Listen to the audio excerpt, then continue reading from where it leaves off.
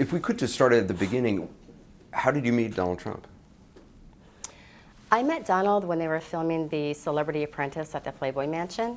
They were filming there, and I was hired as one of the playmates to work at the pool party scene. It was quite fun, actually. And You'd worked for Playboy for some time. yes, after becoming Playmate of the Year, I was required to work so many events with Playboy, and that was one of the events that I thought would be fun, and I worked it, and there were a lot of women there, and we just all had a great time, and that's where we met. How did you actually meet? You know, he said hello like he would to anybody, and then throughout the night it was kind of obvious that there was an attraction from his part to me, and I kind of just blew it off. You could see him looking at you. Oh, I could see it, and the Playboy bunny, she's like the house mom is what we call her, she actually made a comment like, wow, this guy's really into you. And that's kind of when I started like paying attention, and he was, and I kind of smiled at it, thought it was kind of cute and funny. And then at the end of the night, you know, after striking up many conversations, we exchanged phone. He actually asked me to write my phone number down for him to Keith. Did you wanted to see him again? I thought it would be nice to communicate with him and talk to him. I actually at that point didn't consider dating or going out with him, but I did think he's an interesting person. He's brilliant, and I like smart minds, and I think that I was interested in a communication for sure. So when was the next communication? I believe we talked right away on the phone, and I think we talked for about a week on the phone before his next visit to LA, and that was his birthday, which I think is June 12th. Would he call you? He would call me, I would call him, vice versa. So you had his phone number? I have many of his phone numbers, yes. Do you have a direct number for him, or did you have to go through somebody else? I have his direct phone number. I have quite a few of the direct phone numbers. I also had his bodyguard Keith's phone number. I had his personal secretary's phone number. That's Rhonda? No, at the time it was Twee. I don't know her last name, but I just know her by Twee. But I have all these phone numbers, so if I couldn't reach him on one, depending on where he's going to be, I would call the other. When he called, did his number show up on the phone? No, it did not. It would show up as what? Gosh, it's been so long, but I think it just showed up as a 212. That's it, just 212. But like a block number or a Correct. No caller ID? Right, correct. And what were the conversations like? The conversations were like any other conversation you have with a nice person. We got along great. We had respect for each other. We had fun. We were funny together. We had a good time. We would talk about anything and everything, from what kind of food do you like to how's your family. He asked me how my family was, to politics, to anything, like just normal everyday life conversations. When did you actually decide to see him again? Before, you mean after the June 12th? Yeah, after the initial meeting, and after the phone conversations. After our first meeting on June 12th, I decided to see him again. Actually, that night I didn't think I was going to see him again because I was a little bit put off. But wait, I'm sorry. Was the June 12th? Was that the Apprentice event? No, that was our first quote unquote date. Okay, so I'm sorry. So tell me about your first date. Our first date, I was told we were going to go to the Beverly Hills Hotel for dinner. So he had told me that Keith, his bodyguard, was going to pick me up at a certain time, and he did. And then we were driving over to the Beverly Hills Hotel, and Keith drove around to the back, and he said, we have to get out here because we don't want to walk through the hotel. And at that minute, I'm like thinking to myself, are we going to a room? Because I thought we were having dinner at the Beverly Hills Hotel. In the actual restaurant? Right. Well, we did have dinner at the Beverly Hills Hotel, but in his bungalow instead. We had dinner there for a few hours. We talked for a few hours. We had a great time. We were getting to know each other. We were talking about his birthday. And then as the night ended, we were intimate. When you got to the Beverly Hills Hotel and Keith said, we're not going to go through the lobby, we're going to go, was it to a room at the Beverly Hills Hotel, or a suite, or? It was a bungalow in back. A bungalow. It's the one he said he always stayed at, and in fact, every time that I met him there, it was the same exact bungalow. And he's called it the nicest bungalow they had, so I guess that's why he chose that one. But that's where we went every time. Were you concerned when you realized you're not going to go out to dinner, you're actually going to be eating in the bungalow? I think that first night I was concerned because I wasn't expecting to go to a hotel room or bungalow, whatever you want to call it. I actually thought we were going to dinner, so I was a bit concerned. And I think at that moment is when I realized maybe something else is going on. I'm a smart girl. I probably could have figured it out, but I really wasn't thinking. I think I was so nervous to actually meet with him in general that it kind of just didn't even, think. It wasn't in my thought process at that moment. I was just too nervous to actually meet him. So Were you attracted to him? I was attracted to him. Yeah, he's a nice-looking man, and I liked his charisma. I think I love great posture. He's got great posture, and he was nice. So the sex was consensual? It was consensual, yes. And what happened afterward? After that night? You said you sort of ended on a strange note. So what happened after you had been intimate? Well, after we had been intimate, he tried to pay me, and I actually didn't know how to take that. Did he actually try to hand you money? He did. He did, and I said, I just had this look of, I don't even know how to describe it. The look in my face must have been so sad because I had never been offered money like that before, number one. But number two, I thought, does he think that I'm in this for money or why I'm here tonight? Or is this a normal thing? I didn't know, but I looked at him and I said, that's not me. I'm not that kind of girl. And he said, you're really special. And I was like, thank you. So I left. I actually got into the car for Keith to take me home, and I started crying. I was really sad, and it really hurt me. But I went back. Hurt you that he saw you in that way? Yes, it hurt me that he saw me in that light, and he obviously assumed that that's the kind of girl I was. Maybe because I was a playmate, I don't know, but... Even though you'd had a night of conversation and days of conversation, it hurt you that it boiled down in the end to that? It did hurt me. It did hurt me. I was crying in the backseat of the car. Like I said, I got home and into my apartment, and I cried for a lot. I felt really terrible about myself, let alone what he felt, but I felt terrible about myself, and I got over it, but it did hurt. Did you think you would see him again? I didn't. I didn't think I'd see him again, but then when he called, I was at a bad place in life. I just came out of a bad relationship where I never felt good enough in my relationship. And not that that's any excuse, it's not. But I think I was so down on myself that when he called, and he's so sweet, like what everyone sees on TV, I didn't see in that man, because that man was very sweet, very respectful, very loving, very kind and caring. Like that's the man I saw. He can be very charming in person. He's very charming. He's very sweet. His personality to me was, wow, like I loved it. It was great. When was the next time you saw him? I'd have to look back at I took a journal back in the day, and not just for anything in particular, but to this day, I still write down everything I do during the day. That's what I do. So if I looked at that, I could find out, but I think it was in that same couple of days within a week, because he was in town. When he came to LA, he was usually there between 3, 5, 6, 7 days, and I usually saw him. You gave us the journal that you kept. You would write down on days you saw him, you wouldn't write out his full name. No, I either call them T or DT, because if anyone found this, I wouldn't want to expose myself or expose him. So there's a number of days here, looks like dozens over the course of time, with a small little DT, and sometimes they're hard to see. I purposely kind of chicken scratched a lot on there because I know what I'm writing, and like I said, to this day I still do that with my notes and where I'm at, who I talk to, whatever. I did write that down. So did I see him quite a few times, quite a bit? Absolutely. We spent a lot of time together. And did you tell friends about it at the time? I did. I told a few friends. I told my sister. I actually told my mother that I knew him and we talked on a regular basis, but I told her that we were just friends, and she kind of scolded me a little bit, like, I hope it's only friends because he's married, and I'm like, yes, I understand. My sister actually heard him on the phone.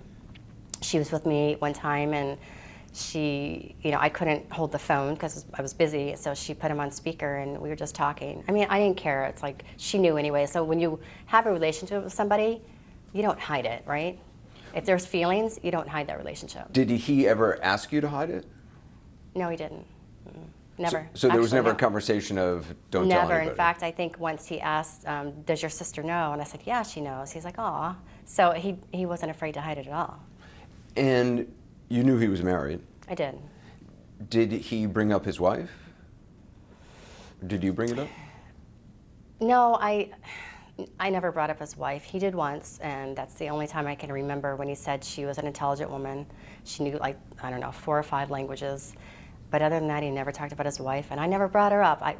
Obviously, there's a reason I don't bring her up, because I felt guilty about it. So after never seeing her until the one occasion, I never correlated the two, really. I just kind of out of sight, out of mind. When you met, it was 2006. Correct. Was this shortly after his son had been born? Yeah, it was. Would he talk about his child, his son? No. The only thing he said about his son was, isn't the name Baron a nice name? And I said, yeah, it is. And I said, how did you choose that name? And he told me, and that's it. There's no conversation. As you enter a relationship, obviously in any relationship, you start to think about where this is going to go and how you feel. And how did you view it? How did you view the relationship? You know, going through it, when I look back where I was back then, I know it's wrong. Like, I'm really sorry for that. I know it's a wrong thing to do. But back in those days, sorry. It's okay.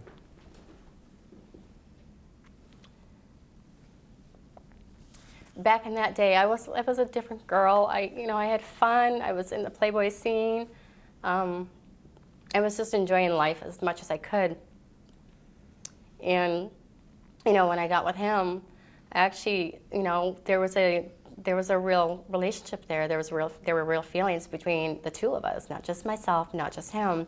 There was a real relationship there, and I kind of out of sight, out of mind with everything else. And, deep inside, I did have a lot of guilt, but I still continued. You believe, though, that he had real feelings for you? Of course he did. I know he did. He would say that? He did. Were you in love with him? I was, yeah. And do you think he was in love with you? He was, yeah. Did Donald Trump ever say to you that he loved you? All the time. He always told me he loved me. Yeah, of course. Did he have any nicknames for you? He would call me baby, or he'd call me beautiful Karen. Would you always see him just in Los Angeles? No. No, I wouldn't. I actually went to a golf tournament with him in Lake Tahoe. I went to his golf course in California. I went to his golf course home in New Jersey. I went to his home in New York. And I'm trying to think where else. I can't recall right now, yeah. When you say you would arrange to go someplace, how would it be arranged? I would pay for the flight. I would book it myself. I would book the hotel room if I wasn't staying with him. Usually I stayed with him, but there's been a couple times where I didn't. And then he would reimburse me. So if the flight was, I don't know, let's just throw out a number. If the flight was $500, he'd give me $500 and say, here's, take care of the flight and things like that. So why would he have you book all the travel and the hotel rooms? Well, there's no paper trail. And did you realize that at the time? Yes, I did. Because he was concerned about it being revealed at some point and there being a paper trail. All I was told is there's no paper trail. I can't say what his reasons were, but I would assume that's the case, yes. And Keith Schiller, was he very much involved in this, picking you up, sending messages back and forth, things like that? I did have a lot of correspondences with Keith. Yes, and I got to know Keith pretty well. Like, Keith would always pick me up, drop me off, take me to and from, whether it's an event, whether it's to the Beverly Hills Hotel or wherever we're going. Keith was always involved. Keith is a nice man. Yeah, I got to know him. He's funny. You said you went to a golf tournament in Tahoe. I did. There are other women now who have come forward saying that they also had met with him and had sex with him at that event. Were you aware of any other women? No, I was not. I mean, I was with him a lot, so I didn't see anything, but could he have stayed a day longer than me? Sure. Did you think that this relationship was going to last for a long time? Did you have I did. You did? Yeah. I felt it was getting much stronger. There were no gifts ever. but a Christmas gift. I got him a gift, and then he told me the gift he got me was an apartment in New York, but it's being remodeled right now. And I never saw the apartment because I ended up breaking up or ending the relationship, but that was supposedly my gift. I don't know. You went to his actual apartment in Trump Tower? I did. I didn't know I was going there. I actually had a hotel room in the city at that time, well, for this trip. What was it like going to Trump Tower? I didn't know I was at Trump Tower. We went into the back entrance, so I had no idea where we were actually going. The back entrance, as you know, probably is more discreet. It's like a little nothing hallway versus like when you walk into the grand, right? So we went to the back entrance, and then at that time I realized where we're going, and I said, "Aren't you afraid to bring me here?" He's like, "They won't say anything." And I'm like, "Okay." So we went upstairs and we looked around, and To his office or to his apartment? his apartment. He showed me around. What did you think of the apartment? It's very gold. No, actually, it's actually quite pretty. The views were amazing. It's a beautiful apartment. They have great taste. And he showed you around the apartment? He did. Did he reference Melania at that point? Her answer to that and her first encounter with the future First Lady when we continued to talk today, she told me about her account of another emotionally jarring aspect of any affair with a married man, meeting his wife and his family. Here's part 2 of our exclusive conversation. What did he say? Did he reference Melania at that point?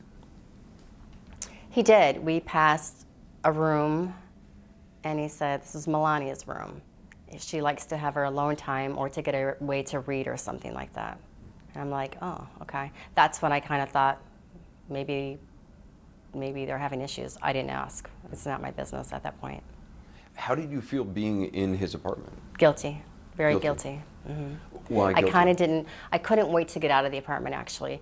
I think doing something, but then when you're doing something wrong is bad enough, but when you're doing something wrong and you're in the middle of somebody else's home or bed or whatever, that just puts a little stab in your hearts, and I just couldn't wait to get out of the apartment. I wanted to go back to my hotel room. It made his other life more real, I was just going to say, it made it more real to me. Yes, made it more real. Did you see Barron there? No, I never saw Barron. So where's this picture from? That picture is from the Apprentice release party that they had at the Playboy Mansion. So they filmed it like a month beforehand, which is where I met him, and then they had the release party when The Apprentice actually aired. So that's when that one was. So this is a picture with Ivanka Trump, Melania Trump, several of your colleagues, and yourself. Correct. Mm-hmm. So was that the first time you met Melania? It is. And honestly, if you can tell, I tried to keep my distance. I tried to go as far away as I could, just because I felt guilty. Do you think she knew? You know, maybe, I don't know. You know, it was told to me that they were arguing that night, and I said, "Why?" And somebody had said, "Probably because of you." But I don't know if that's a fact or not, so don't quote me on that one. There's another picture with, I think it's you with Eric Trump. Mm-hmm. Do you know where that's from? I believe that's from the Trump vodka release party that he had, which was within a couple days of that other party. Did it feel strange to meet his son, Eric? It did, but he was such a friendly guy. Like, again, when you're doing something wrong, you try and push everything out of the way and make it as right as you can in your mind. So I met, you know, all his kids, except for Barron, of course, and I just tried to shake it. But now it gets to me, but then it didn't. Did he ever compare you to any of his kids? You know, he's very proud of Ivanka, as he should be. I mean, she's a brilliant woman. She's beautiful. She's, you know, that's his daughter, and he should be proud of her. He said I was beautiful like her, and, you know, you're a smart girl, and there wasn't a lot of comparing, but there was some, yeah. I heard a lot about her. Yeah. Did that strike you as odd in any way, or? You know, I know a lot of people think it's odd. There's been some comments I've heard in the news he's said about her, and I think those comments are wrong. But do I think it's strange that a father would love his daughter so much that he brags about her? No, I brag about my dog that much.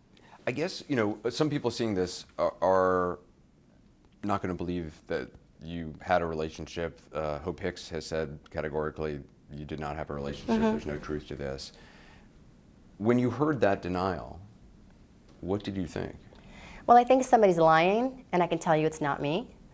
It's a little hurtful, but at the same time, I have to understand, like, if he were to have told Hope that he didn't do it, I guess I understand, because he's trying to protect his family, his image, things like that.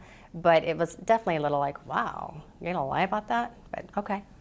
When you've heard the stories of Stormy Daniels, who has come forward, who said that she was at the Tahoe club as well, and others who said that they were there, you didn't know about that at the time? No, I did not know.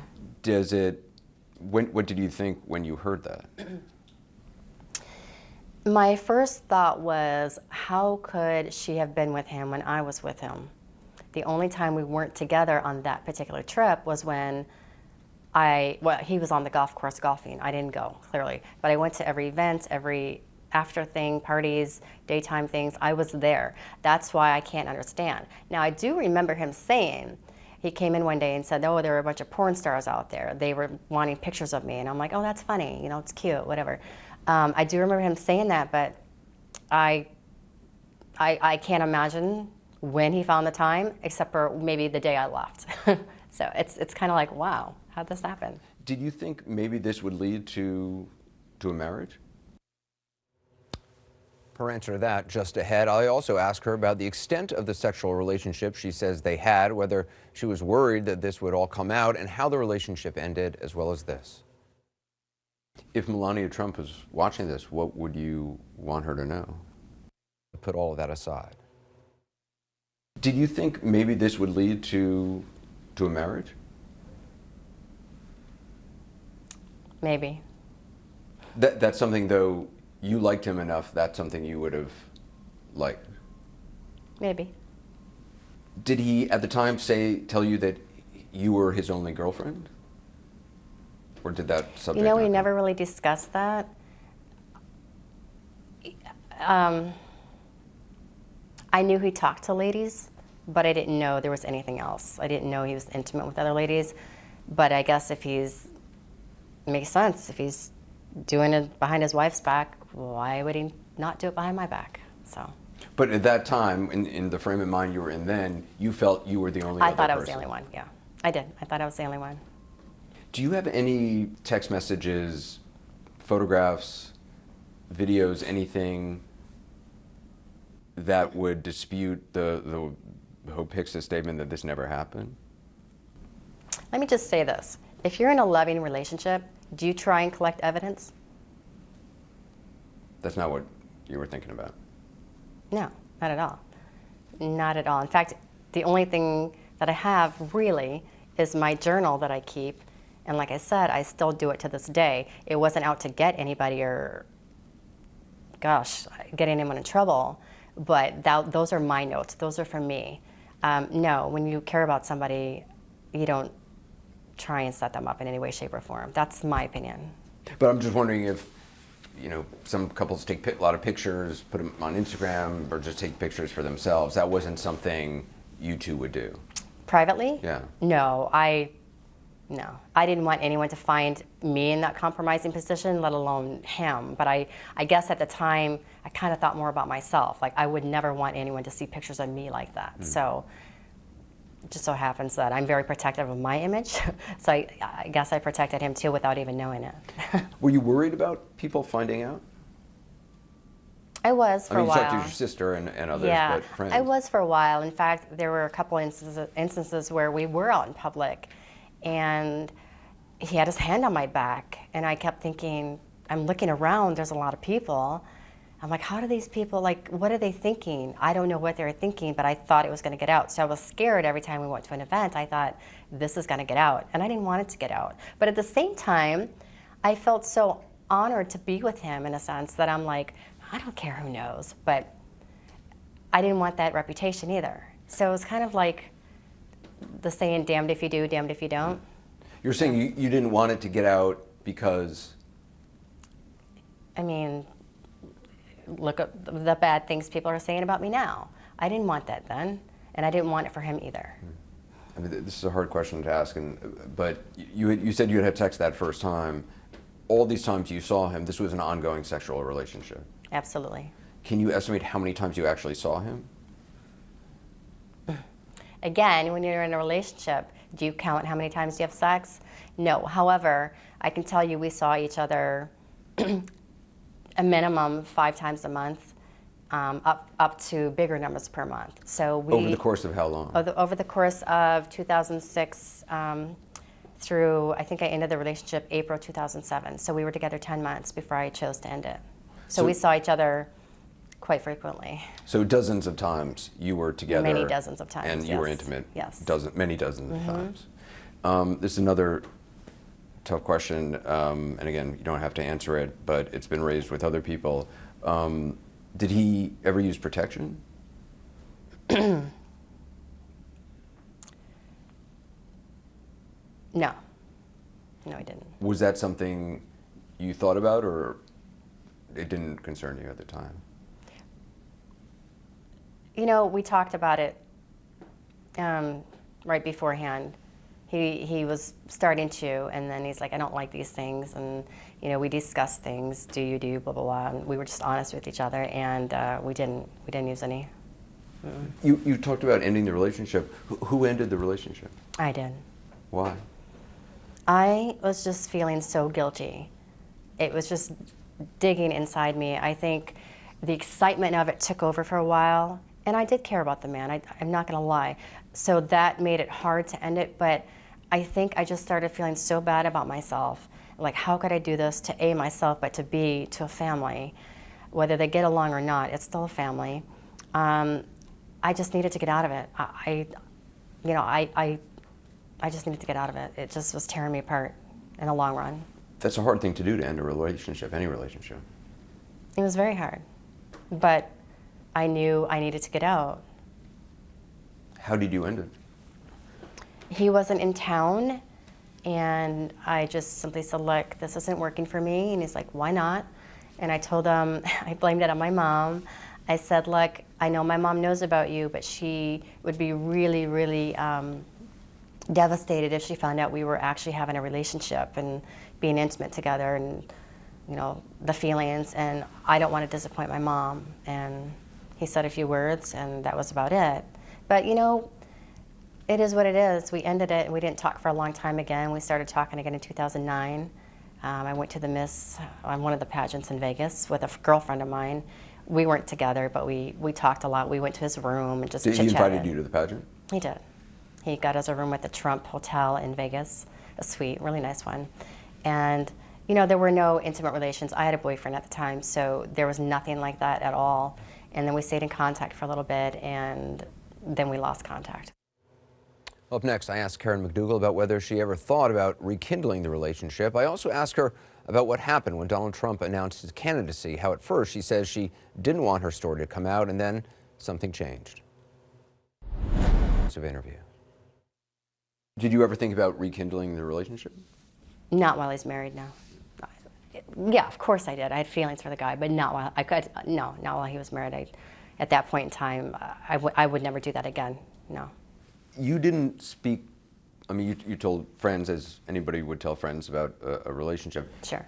But you didn't, at any point during this time, 2006, 2007, 2008, try to reach out, or did you at any point after the relationship ended think about telling your story publicly, telling Never. about the relationship? 2007, 2008? No, in fact, I had media contacted me in 2011. I, for the life of me, couldn't figure out who would leak something like this. I was asking all my friends. I even called him. I'm like, did you tell anybody? Like, are you leaking this information? He's like, no, don't worry about it. I didn't do it. So we didn't worry about it. But I actually had a manager at the time. I had a couple journalists following me, and they would not leave me alone. So I had an old manager at the time write them letters saying, you know, she did not have an affair, relationship, blah, blah, blah, et cetera, et cetera. So I denied everything. I didn't want it out. So you actually put out a denial to this I did. in 2011. I did. Not, did they print that denial? I don't know, but I'm just saying my manager at the time emailed this one reporter that wouldn't give up. You guys are persistent. She wouldn't give up, so he had to give her this letter and basically say, leave Karen alone at this point, like you're done, leave her alone. So. I mean, some people would have considered telling their story. That never crossed your mind. No. When you have feelings in a relationship and you cared about somebody, why would you want to destroy their life any more than you might have already destroyed their life? So. At what point did, I mean, obviously Donald Trump announces for president, he's going to run. He gets the Republican nomination. At what point does this start to come back? Or this become suddenly in the forefront for you again?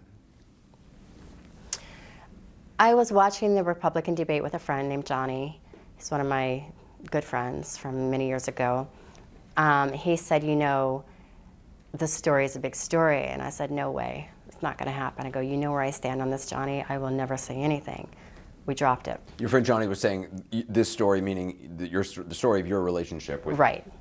Of course. Your alleged relationship with Donald Trump. Right, and of course Johnny's a Democrat, but I'm a Republican. So you're a Republican. I am, and I voted for Donald. Yes, I did. There you have it. Yes, diehard Republican. So we dropped it, but then later on, maybe a week or two later, an ex-friend or an old friend of mine started on social media talking about my relationship, and she was part of that. She knows everything. She had started putting it out there, so it was being seen. So I came to Johnny one day and I said, Johnny, look what she's doing. I said, do I need to worry about this? And he's like, absolutely you do. He said, you need to get ahead of the story now before everyone else takes your story and manipulates it any way they want to manipulate it and make it this very ugly thing. You need to control your story and you need to tell your truth. And I said, yes, you're right. So that's what we decided to do. And that's where Johnny one day comes over and he's like, you know, our mutual friend that we have found this guy named Keith, and he's going to help you share your story. Keith Davidson. Yes, correct. An attorney. Yes, correct. An attorney who also was an attorney for Stormy Daniels. I didn't know that. Yes. And others in this business. Clearly. So what did you do then? You contacted Davidson? I didn't. Johnny did. Johnny and the mutual friend contacted Davidson. Within a matter of a couple days, Keith came out and we all had lunch together, and he wanted to know details. So we sat down at lunch for a couple hours. I gave him details, and Keith was like, you know, this story is worth many, many millions. And I'm like, okay. So we talked about it, and that's when Keith brought it to AMI. So did you know that Keith, your attorney, was going to go to AMI, which is the parent company which owns National Enquirer and other magazines? He said AMI. I didn't know what AMI was, to be honest. He said AMI, we have this company that, you know, they'll probably want to hear your story. So. And what was the thought of selling the story in your mind? To get my truth out there. I wasn't looking for money, clearly, but when he said it's worth many millions, I'm like, you know. That was something that was hard to pass up. Sure, of course. But if you fast forward, I ended up not wanting to do that deal, so we were going to go to ABC and tell the story just to get the story out there, and for nothing. There was no pay. Did Keith have a meeting with AMI? Did you have a meeting with AMI? We did. We had a meeting with AMI. You told them your story? We told them the story. They actually didn't think it was very credible, even though off the record they said, Dylan believes your story, but clearly when they came back they said it wasn't believable. I'm like, Dylan being? Dylan Howard. He's with AMI. Okay. So they had like a 12-hour window to, I know I'm probably skipping around, I'm sorry. They had a 12-hour window to accept whether they wanted the story or not, and they didn't want the story. At the time, had they named a price of what they might be willing to pay? Or had Keith just said? Keith had just thrown out numbers, yeah. Keith had just thrown out numbers. Many millions, not just millions, many millions. So when they turned it down, I said, okay, that's fine, but I still have to get in front of the story because it's still getting put out there. So we went to ABC. They were very interested in the story. They knew everything. They know everything. And I just got cold feet. I said, I can't do this. You actually met with people from ABC News? Yes, we met with people from ABC News. They were very interested in the story. When it came down to it, I just got cold feet. I didn't want the story coming out of my mouth. I didn't want anyone to know what I had done. I didn't want anyone to know, from his side what he had done. I wanted to keep it a very private matter because it was very private between us at the time. Did you still feel a sense of loyalty to Donald Trump? Absolutely, yeah, absolutely. Of course I did. I don't want to hurt him or anybody. Yeah, absolutely. Yeah. Then what happened? You decide not to go ahead with ABC. I decided not to go with ABC. I told them, I got cold feet. My mother wouldn't be happy with me for sharing the story. Again, I always put my mom in the mix. But I just backed out. Well, then he won the Republican nomination, and AMI was interested in the story again. Once Donald Trump won the Republican nomination, Right, correct. you're saying AMI suddenly came back to you with interest in the story? Well, to Keith, yes, to us for the story, yeah. Why do you think it was that it was after Donald Trump was the Republican nominee that they came back? They wanted to squash the story. You're saying they wanted to protect Donald Trump? I'm assuming so, yeah. But the offer, which we didn't discuss yet or haven't discussed, was, they had offered me a big, contract for work, for modeling and fitness and things like that. My life has always been health and fitness, so. They said they were going to have you be a columnist. You would write columns about health and fitness. Correct. They said I'd write columns. I would get one article per month in OK Magazine, one article per month in Star Magazine for 2 years, and then 4 columns per month on Radar Online for 2 years. On top of that, 2 magazine covers. And their reasoning was like, you've been a successful model, fitness, et cetera. We want to help you continue, and we actually want to rebrand you. And you're older now, so we want to jumpstart into a new career for you and really get you out there to work. And I'm like, this is perfect. Like, what model wouldn't want that? Especially as an older model, like you're like, oh, this is great, right? So yeah, but then the side deal was, oh, we're squashing the story. Okay, it's a win-win for me. Like, I get the work, and my story doesn't have to come out. Did you know that they were buying the life rights to your story? I did. I knew I could never talk about him. Sure. So that was, for you, this wasn't a non-disclosure agreement. To you, this was a great business opportunity. You're going to get paid. You're going to be able to write columns. You're going to kind of launch a new aspect of your career. You're going to get the cover of some magazines.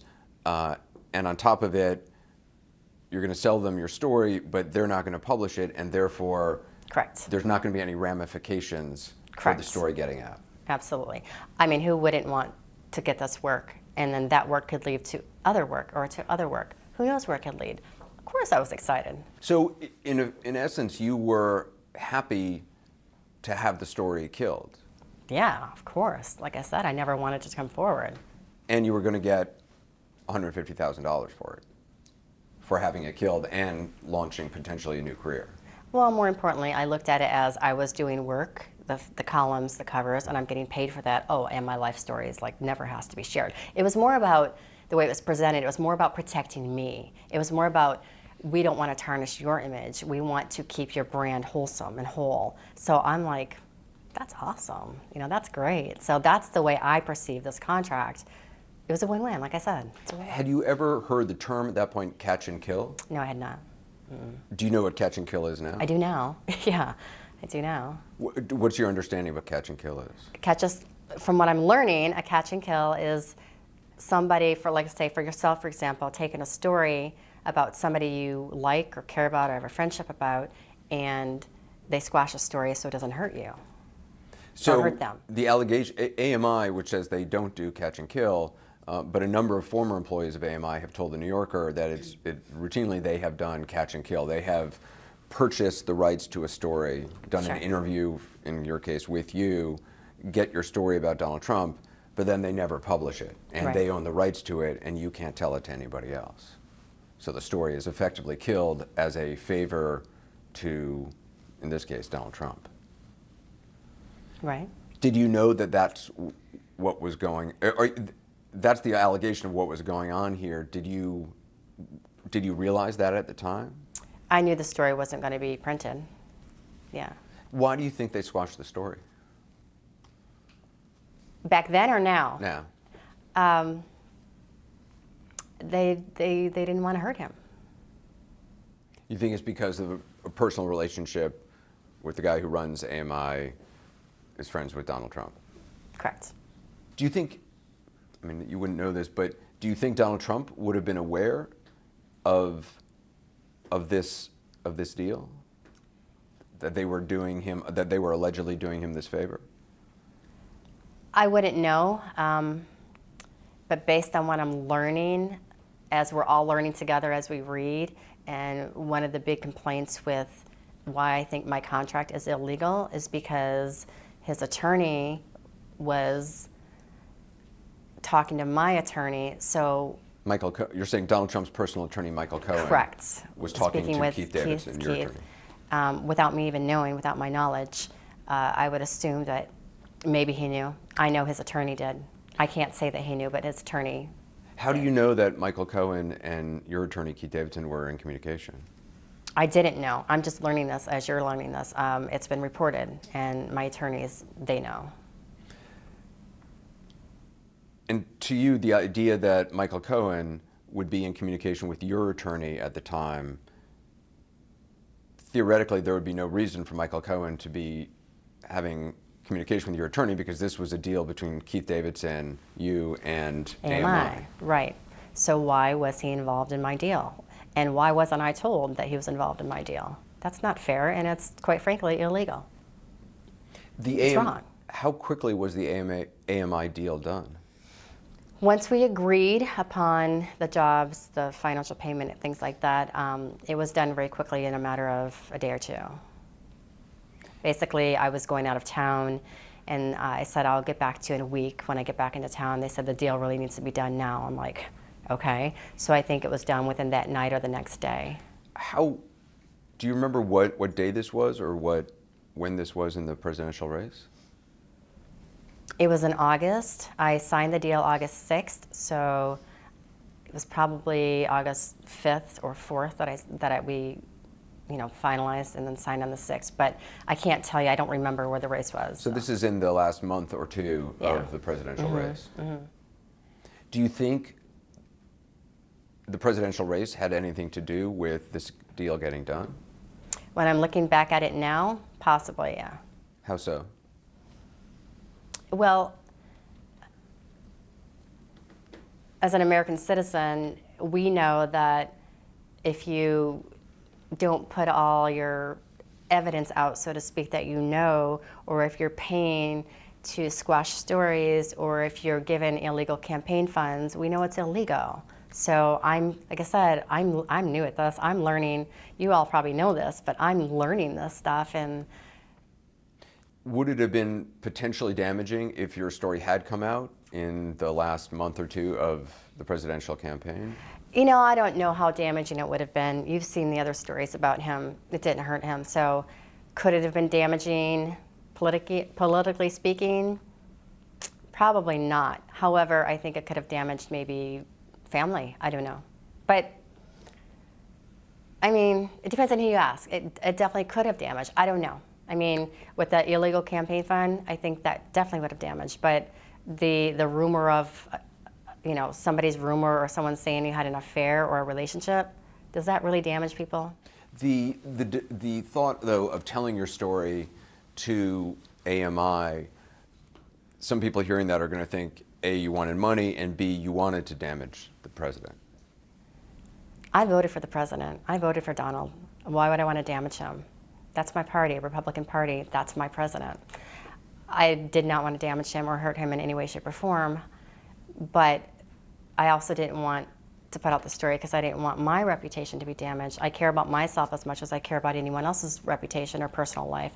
But like I said, I was more excited about this modeling contract, this big deal of writing for these magazines, and who knows where that could have went. You know, I love fitness, I love health, and that's where my focus was.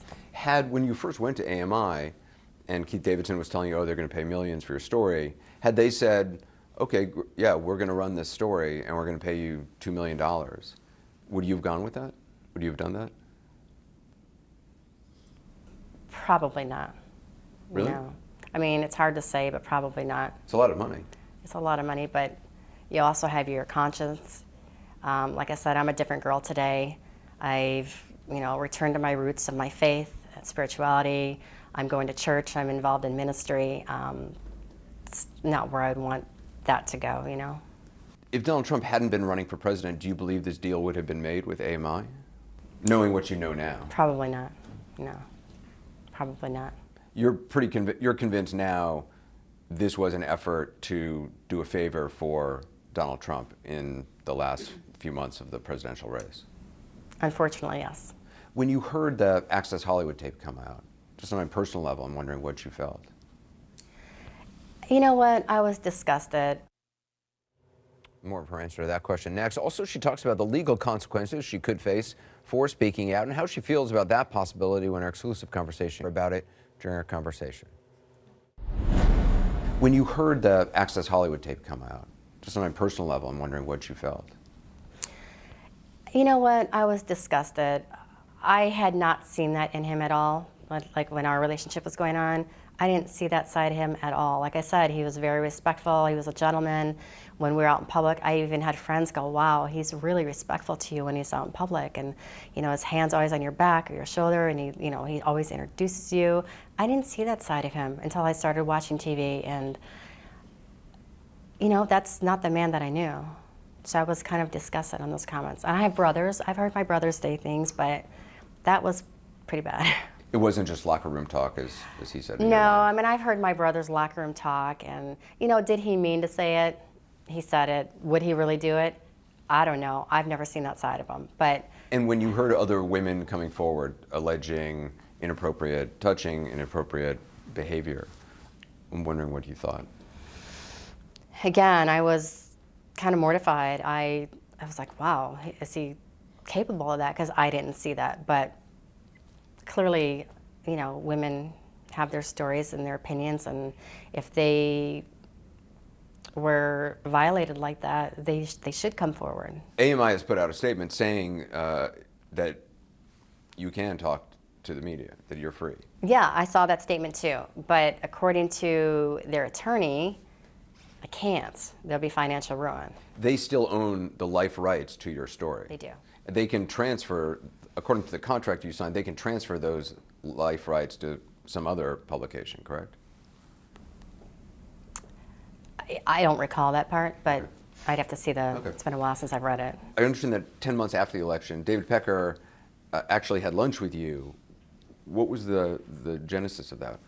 What was the point?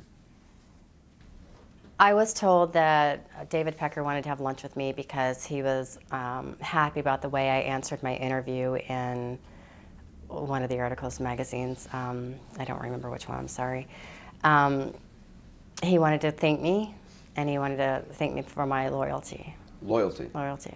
He said loyalty is everything to him. Loyalty to AMI? Loyalty to I thought to AMI. I don't know exactly what he meant by that, but I think it's probably maybe a combination of both. I don't know. Do you know what happens next with AMI? And I mean, now that you're speaking here?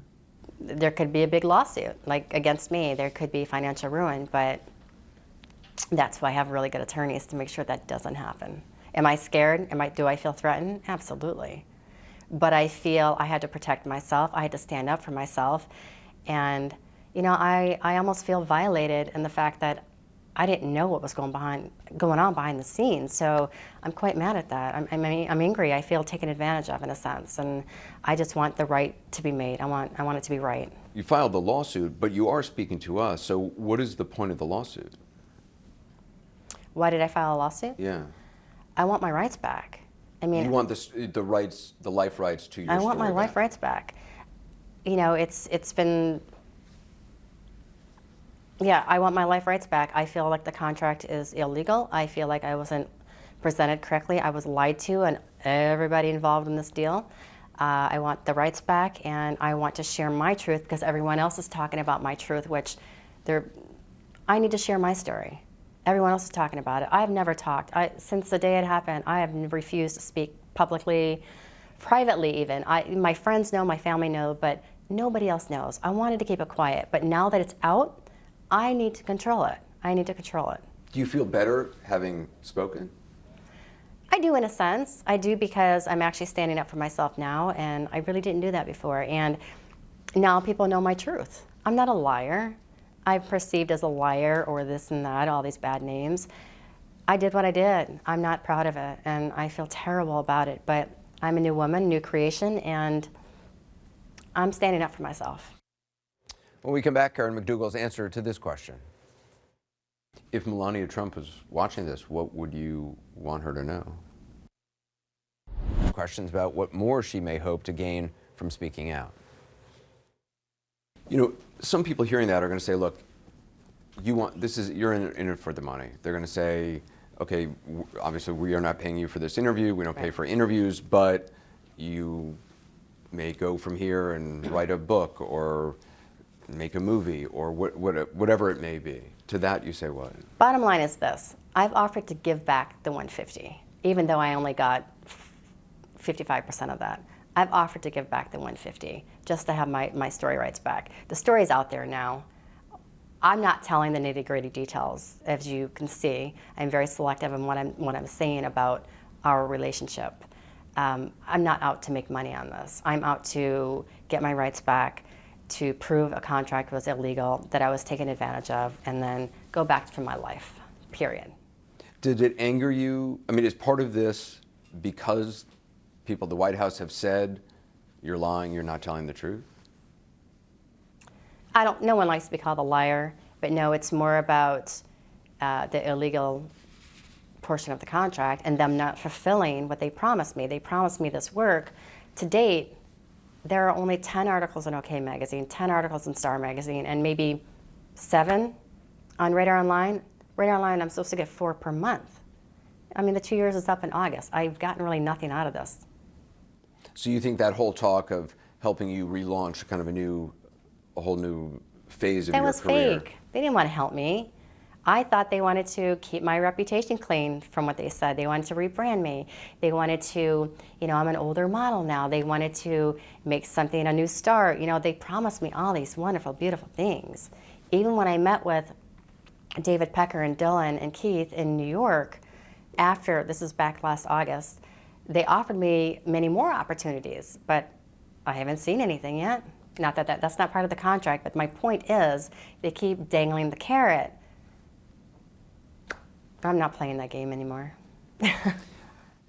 Are you aware of, or have you spoken to any women with similar stories who have come forward? No, I haven't spoken to anyone. I've heard other stories from other people, but it's hearsay. It's not like the girl directly to me, but no, I can't comment on that. Would you have come forward publicly if Stormy Daniels hadn't come forward? Do you think that made an impact on you? I definitely think it made a little bit of an impact on me. It gives you more, it takes a little bit of the fear away.